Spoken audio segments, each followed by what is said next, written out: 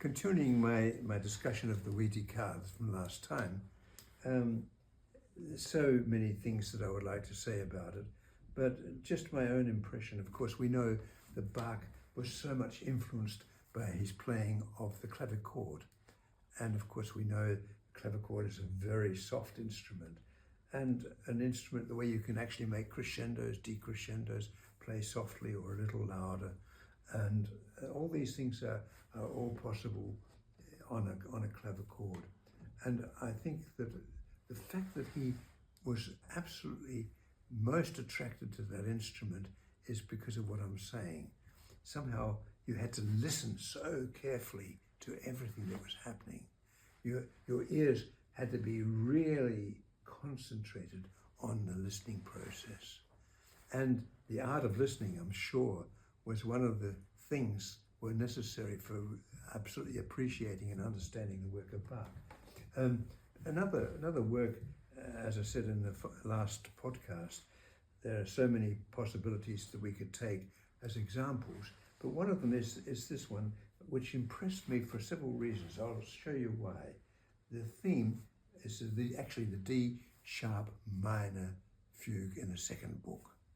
And the theme is just this.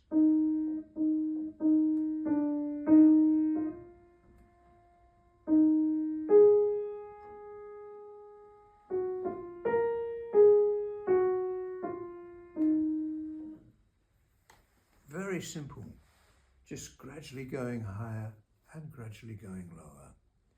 And what I believe Bach has worked into the theme is not only the notes and all of the incredible, because this fugue is really a masterpiece.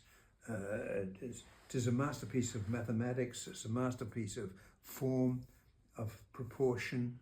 You just call it and it's got it. It's just an incredible fugue. And how he did this is, I think, connected to the way you play. And I think if you play it like this is how we often hear it.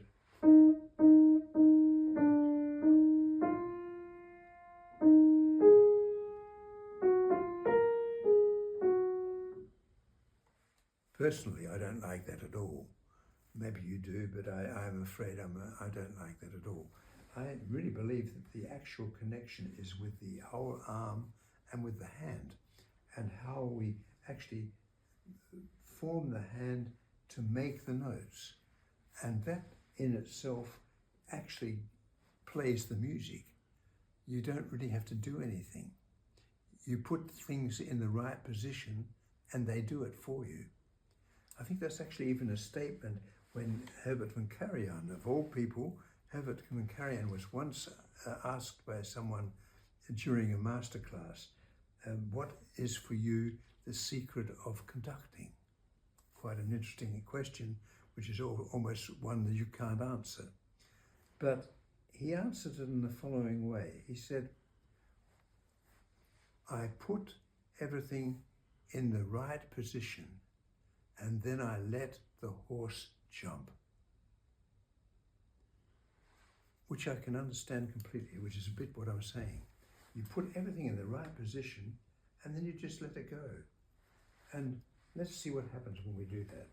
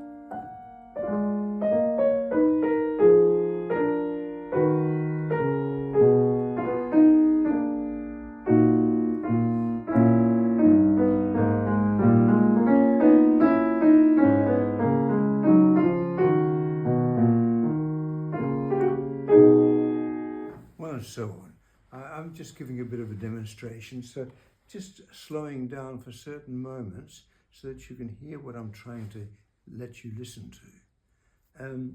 I think we've got to really reassess the Wheatie car in the way we're going to listen, and to be able to hear unique things that are happening in the piece instead of playing over them. I think that's one of the main things that I've been trying to demonstrate, and it's got to do with what I just mentioned about how you actually do it. What you do in your body movement is what actually produces the result. The question is, what comes first, the mind, the body movement, or what we hear? What we hear, I think, is the last in the step of all the steps. We hear that as a result of what this does and of what the mind does.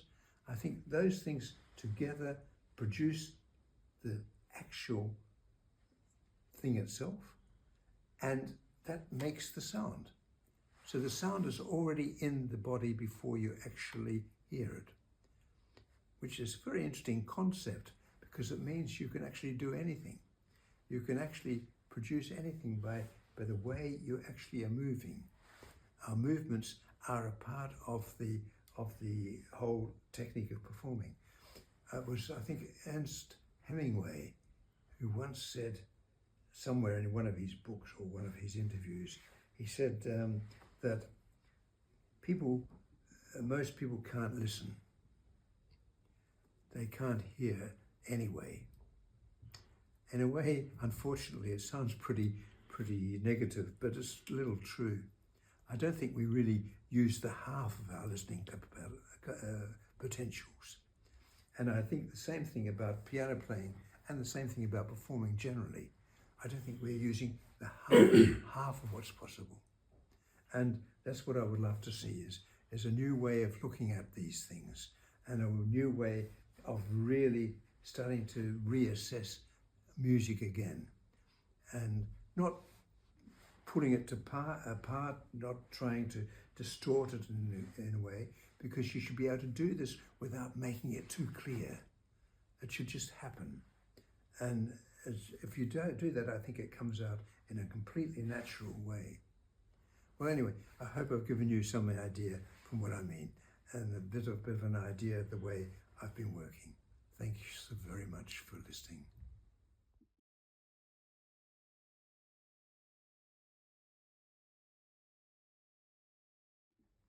You know, one of the funny things that happened during the recording sessions of the Wheatie car that I was busy with was every time I turned and worked on a new fugue or a new prelude, I said to the producer, I said, "Oh, this is my favorite."